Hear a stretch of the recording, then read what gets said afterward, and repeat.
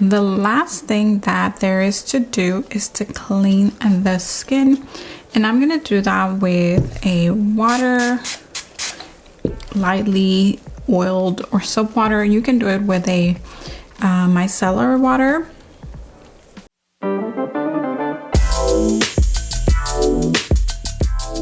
Hey there and welcome back, and if you are new here, welcome. My name is Paola of paolaponcenails.com, your source for all things premium soft gels and entrepreneurship in the nail industry. If this sounds like a niche you'd like to continue growing in, then at the end of this video, do consider subscribing to this channel and our weekly newsletter. Let's begin.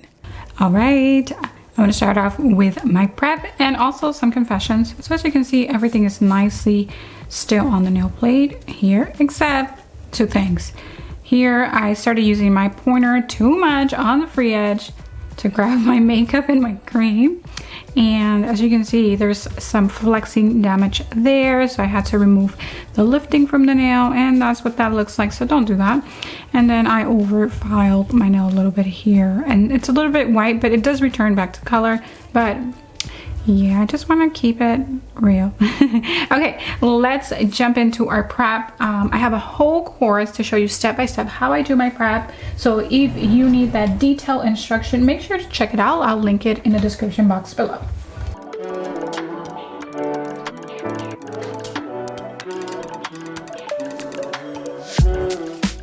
Right, so because I have some damage here, and this is just maybe a little thinner than I wanted to, my natural nail, then I want to be very cautious about my nail prep, and I'm going to do my nail prep with a board file that's 180 grit, and I'm just gonna go up and down. Now perhaps you're like, Paula, why, if you don't want just like a lot of damage, why not just do like your sponge buffer for minimal damage, right? Well, the thing is that this nail probably and this one are a little bit thinner, like the natural nail, than I want them to be, so the strength, the keratin is not there, and so I don't want it to not support my gel because it's too smooth or it's too flexible. That's primarily my concern. So the board adds a little bit of texture to it so that it really holds on. Now I wouldn't do that. I could, but I'm not concerned about doing that on these other fingers or these other fingernails, which are healthy because they're healthy, but these really need to hold on to my product, and I promise I'm gonna baby them because I don't want my nails to break or to bend or crack on the sides. So again, just gently giving it some texture so that it holds better with my gel, because this nail is compromised. When the nail is compromised, it's overly thin, it's got perforations, then it's just not going to be strong enough to hold your soft gel. And your soft gel, aka soak off gel, needs the strength of your natural nails. It needs them to be in the best healthy condition as possible for it to wear for a very long time.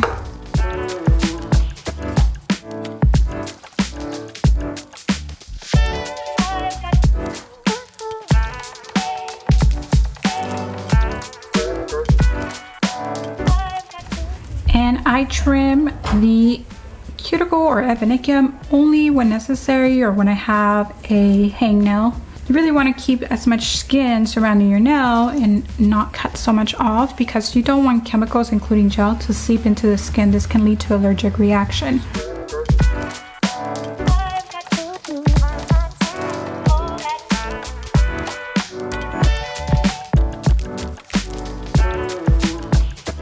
All right, these nails are prepped and ready for gel application. Since my nails are short, I'm gonna go ahead and use a tinted builder. This has the strength of a base and a builder for short to medium nail length. So if my nails were longer, I would not use this, especially the viscosity. Remember, when something's in a bottle, the viscosity is lower, so it's a little bit more runny and it's gonna be a little bit more flexible. But because my nails are short, it is actually perfect for this length. And I'm also going to file them, haven't finished filing them. Now, one thing to keep in mind is that when you're working with your bottled brush, your brush is going to be a little bit thicker, and that's fine because the viscosity of the gel is thin, but you may also want to have a liner brush, one that doesn't look like this. I'll get a different one in a moment. But the liner brush is going to help you get into the crevices of the nail. Now, if that ever happens to your brush, by the way, what you can do is get hot water. So if you have a water cooler that has hot and cold, get the hot in a like styrofoam or disposable cup and put your brush in there, and that heat is going to strain it out like magic almost. Now, if you want to learn how to apply your potted soft gel application, that requires a little bit more skill. I have a course on that. Maybe you're familiar. The Master Gel Nails course. Right now we're on a wait list. It's going to open in January 14th again. So if you want to get on the details of that, on how to apply your structure overlays using potted soft gel, then make sure you get on the wait list. The link is down in the description box below, and I'll take you step by step through the application of your structure overlays, e-file prep. Also, we're going to be talking about nail art, like your gels in the potted soft gel system and how to use them for like max efficiency, right? Your top coat is not your top coat. You can actually use it for other nail art techniques. We have a caricature design lesson, and I also have a pricing cheat sheet where I teach you how to price your services relatively premium, like $50 an hour pretty much, at least, when you're doing highly specialized services, as is a potted soft gel. So if you're interested, again, enrollment opens January 14th. You want to get on the wait list because that is our VIP list, and we have enrollment perks in there. So do that.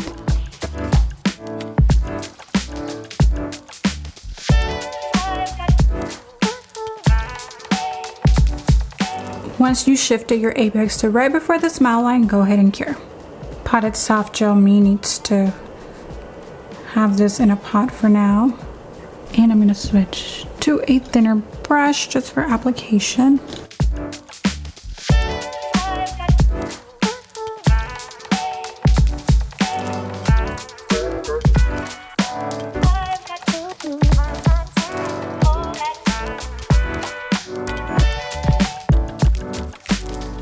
Alright, it's time to shape the nails.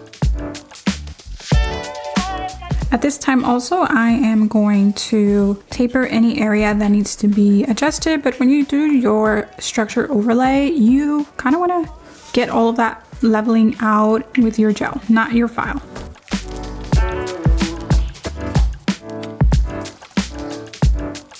Well, hey, you're back. I'm back. I'm glad you're here. So I am back, and I will be live in a class this week teaching you how to do the structure overlay on medium length nails step by step. So if you have questions about product application, all of that, troubleshooting, I will be live in a class this week for you to learn that structure overlay application and why premium products matter when you're doing your structures.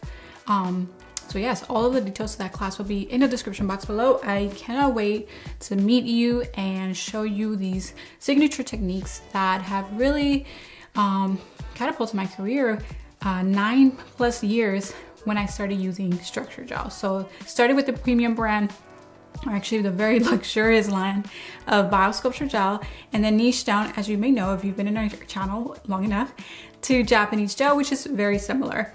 And if you're new to this channel, hi, say something in the comments section. I would like to greet you for the very first time. So that's happening this week, and you'll be able to sign up, should be now.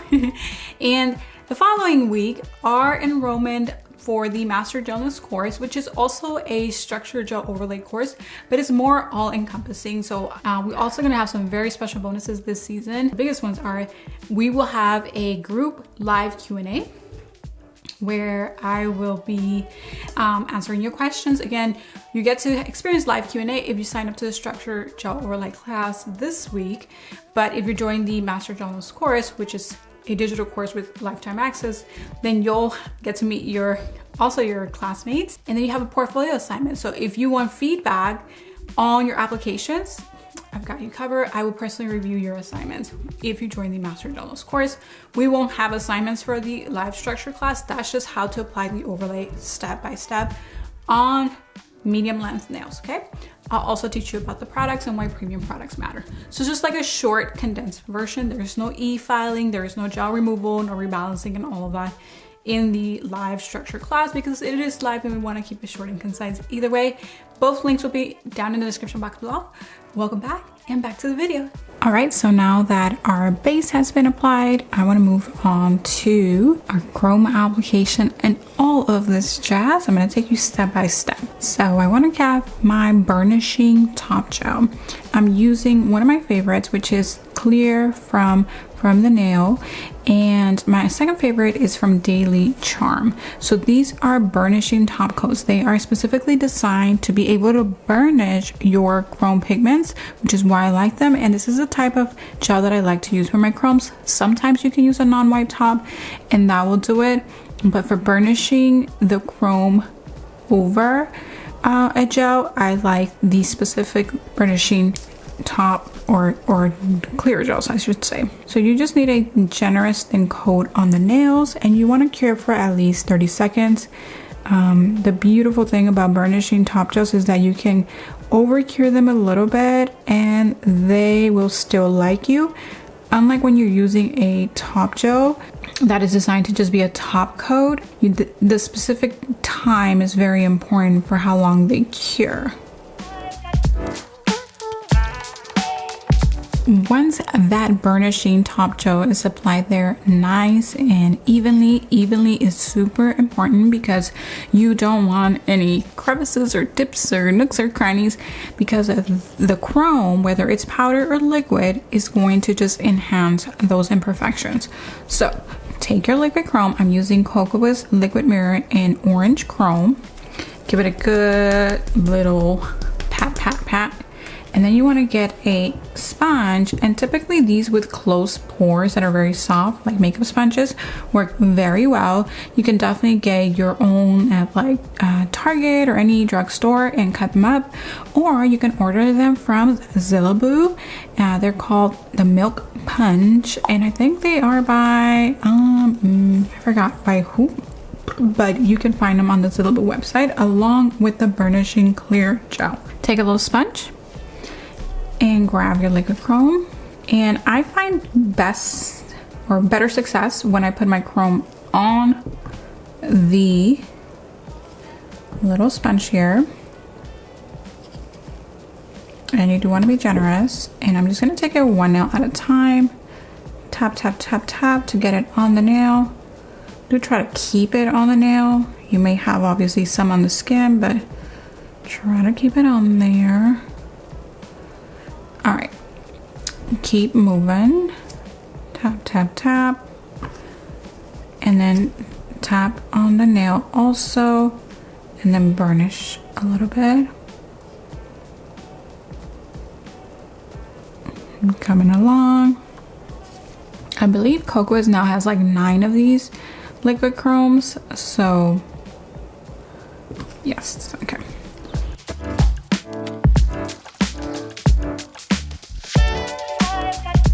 Again, this is just the method that's worked consistently for me. Maybe there are other ways to apply this, but this is what works for me. Now, if you don't have a burnishing top gel, you could use the Kokoist Ultra Glossy Non-Wipe Top Gel. That's this one here, and then cure for 10 seconds. See, when you're using a top gel, you have to be very specific with your time. So that's 10 seconds, and then you do your burnishing. Okay, I'm gonna do another coat of this to really make it pigmented. All right, so that's looking beautiful. And keep doing the same on the rest. All right, now grab a towelette, water, and 90% alcohol, just to make your alcohol solution a little lighter. That's why we added the water. And you just want to gently wipe these, and this is going to increase the gloss, just gently. Okay, very reflective. Now that you've wiped them, don't worry about getting what's on the skin right now. We'll come back and get that. And now what we want to do is apply our stickers, and we are going to apply our little, what I'm calling winter balls. Little winter embellishments. Okay, Now to adhere these, I've worn these before and I've just used the base on them and they've kind of popped off really easy. So I'm gonna use my trusty Kokoist Non-Wipe Accessory Bond. This stuff holds for the life of everyone. So grab a firm, short liner brush to grab your product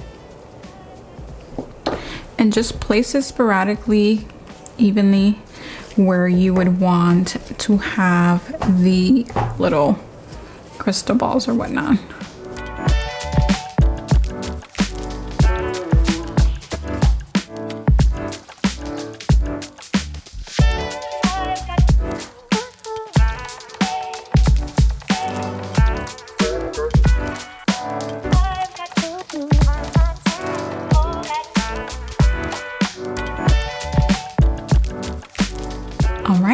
Here we are. Now it is time to apply our decals.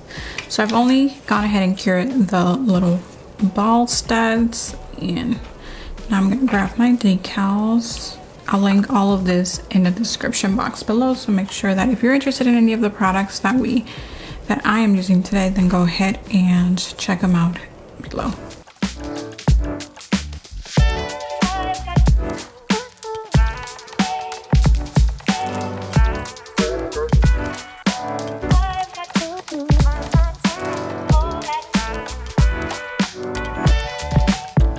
Now I'm going to seal or partially seal the stickers, and I'm just going to flash cure them. I'm going to use the same clear gel, and what I want to do here is first make sure that my decals are pressed tightly onto the nail.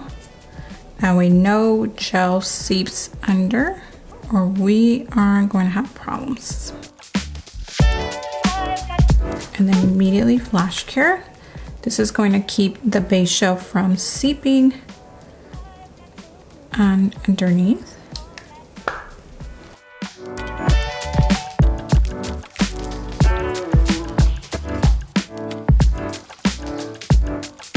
And now that I've flash cured, I know that my stickers are gonna stay put, so I can go ahead and full cure. Now that we have fully cured, we want to apply a top gel. Now you can apply any top gel, but I recommend one with a little viscosity and also one that is going to seal or protect your chrome from chipping. Now we've already done some R&D, some research and development for you, and we have found that the Presto Non-Wipe Top Gel is a one coat sealant. If you don't have this top gel, you are fine if you just have a base gel and then you follow that base gel with a top gel. Your chrome should not chip. I've done that for many, many years with success. But this non-wipe top gel from Presto is a one coat sealing, meaning that I would apply it once and my chrome and everything is sealed in. Now, one thing I want to do before I proceed actually is to seal my little globes. And to do that, I'm going to use this one again, this clear. This is like a multi-purpose clear, by the way. I know it can build. I think it's base also. So like a base and builder, and it's definitely used for burnishing, and that's my favorite use. But while I have it out here, it's already handy. So I'm going to go ahead and just cover the little globes with a coat of this. This is going to keep them from scratching or even falling off. So I just want to take a little dollop, and I do want to work it in there so that it self-levels and for the clarity of the little globes, so that they still look like circles, not just like these things that don't have any form. By the time I get to my pinky, all of these should have self-level, so they are nice and smooth, or they would be nice and smooth. So I'm going to go ahead and full cure these. And now it is time to proceed with the top gel.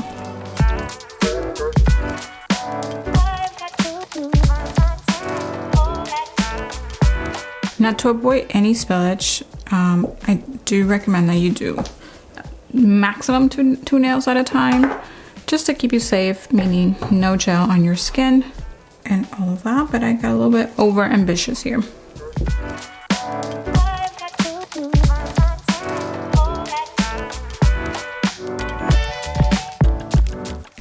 when you are done and you make sure that nothing is on the skin as far as gel, then go ahead and give this a full cure.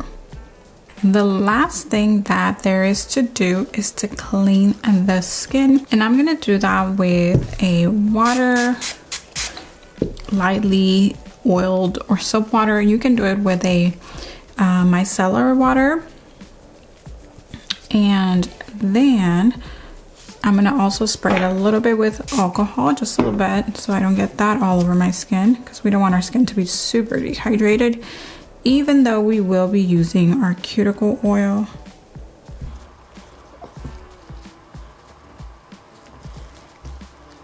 And when you are done doing this, you are done with your manicure.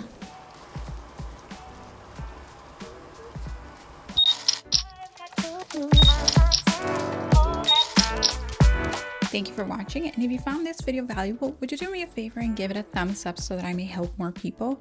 Do check out the description box below for any current resources and promo codes. Thank you for watching, and I'll see you in the next one.